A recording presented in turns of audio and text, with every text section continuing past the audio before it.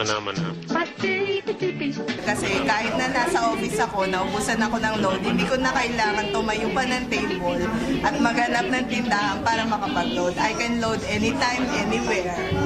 Kasi may sarili kaming platform, ang Load Extreme. Dito ko lang na-discover na posible pala talaga kumita ng pera kahit nasa bahay ka lang.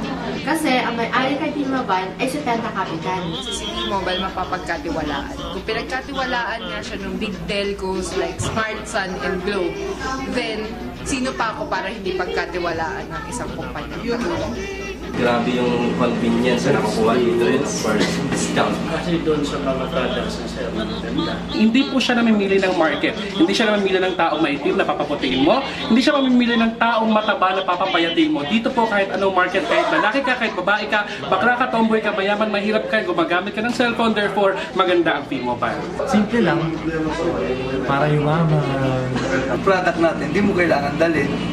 Hindi tulad sa iba na ang dami-daming dala-dala.